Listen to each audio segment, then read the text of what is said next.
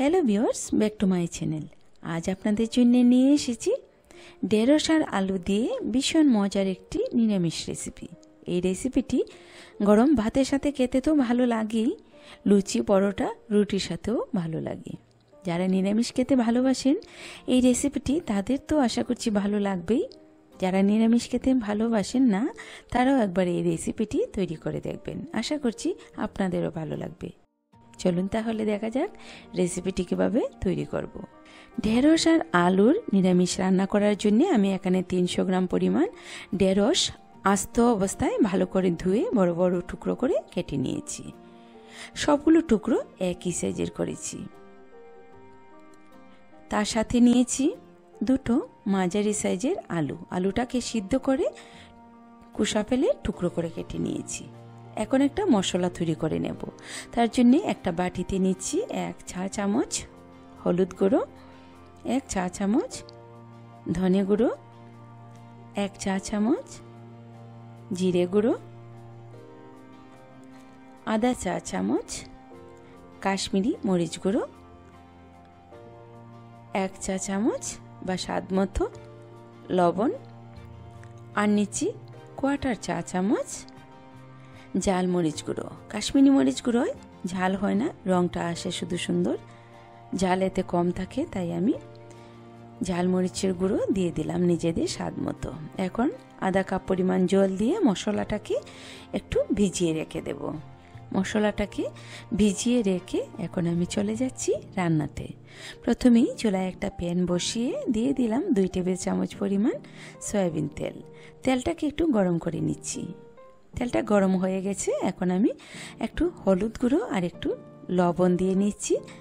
এখন এই লবণ আর হলুদ গুঁড়োতে আমি সিদ্ধ করা আলুটা দিয়ে দিলাম। তারপর ভালো করে নেড়ে চেড়ে আলুটাকে একটু ভেজে নেব। খুব বেশি ভাজতে হবে না, হালকা করে ভাজলেই হবে। আলুটাকে আমি ভেজে নিলাম।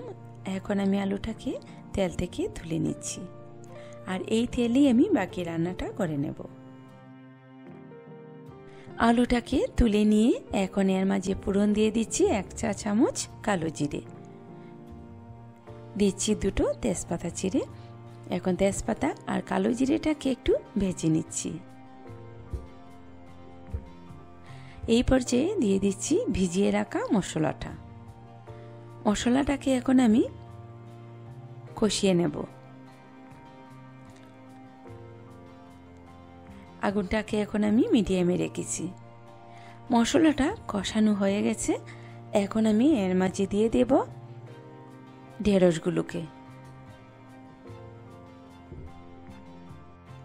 ঢেঁড়সগুলোকে মশলার মাঝে দিয়ে ভালো করে একটু নেড়ে চেড়ে ঢেঁড়সের গায়ে মশলাটাকে লাগিয়ে নেব। ঢেঁড়স খুব তাড়াতাড়ি সিদ্ধ হয়ে যায়, নরম একটা সবজি, তাই বাড়তি জল দিয়ে সিদ্ধ দিতে হবে না। ভালো করে মশলাটাকে ঢেঁড়সের সাথে লাগিয়ে আগুনটাকে একটু কমিয়ে রেখে 10 মিনিটের জন্য ঢেকে দিয়ে দিচ্ছি। এতেই ঢেঁড়সটা সিদ্ধ হয়ে যাবে। 10 মিনিট পর ঢাকনাটা তুলে নিচ্ছি। আগুনটা কমিয়ে দেওয়ার ফলে ঢেঁড়সগুলো কিন্তু অনেকটাই সিদ্ধ হয়ে গেছে। আগের থেকে একটু নরম হয়ে গেছে দেখাই যাচ্ছে, আর ঢেঁড়সের যে নিজস্ব জলটা আছে সেটাও বেরিয়ে এসেছে। দেখুন ঢেঁড়সগুলো কিন্তু মোটামুটি সিদ্ধ হয়ে গেছে। বাকি সিদ্ধটা রান্না হতেই হয়ে যাবে। এভাবেই আমি আর একটু সময় কষিয়ে নিচ্ছি। ভালো করে কষিয়ে নেওয়ার পর এই পর্যায়ে দিয়ে দিচ্ছি 2 কাপ পরিমাণ ঝোল। এই তরকারিতে ঝোলটা বেশি হবে না, ঘামাকা হবে ঝোলটা, তাই ঝোলটা এর বেশি দেওয়ার দরকার নেই। ঝোলটা দিয়ে ভালো করে একটু নেড়ে দিচ্ছি।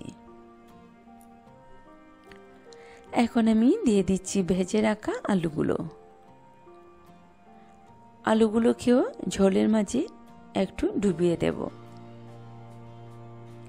আগুনটা এতক্ষণ কম ছিল, এখন আবার মিডিয়ামে করে রেখে ঝোলটাকে একটু ফুটিয়ে নেব। ঝোলটা যখন ফুটতে শুরু করেছে তখন আমি ঢেকে রেখে দেব 10 মিনিটের জন্যে। 10 মিনিট পর ঢাকনাটা তুলে নিচ্ছি। ঝোলটা কিন্তু আগের থেকে অনেকটাই শুকিয়ে গেছে, আর শুকাতে হবে না। সবশেষে আমি দিয়ে দিচ্ছি কিছুটা ধনেপাতা কুচি। ধনেপাতাটা দিয়ে ভালো করে একটু নেড়ে ছেড়ে নেব, তারপর আগুনটা নিভিয়ে দেব, কারণ ঝোলটা অনেকটাই শুকিয়ে গেছে। এর বেশি শুকালে খাওয়ার সময় আর পাওয়া যাবে না, আর নামানোর পর ঠান্ডা হলে এমনিতে একটু ঘন হয়ে যাবে। তাই আগুনটা এখন আমি নিভিয়ে নিচ্ছি। বেশ, তৈরি হয়ে গেল অসাধারণ মজাদার ঢেঁড়স আলুর নিরামিষ তরকারি। ভিউয়ার্স, রেসিপিটি আশা করছি আপনাদের ভালো লাগবে। আজ তাহলে বিদায় নিলাম, আবার দেখা হচ্ছে অন্য কোনো রেসিপি নিয়ে। সে পর্যন্ত সবাই খুব ভালো থাকবেন।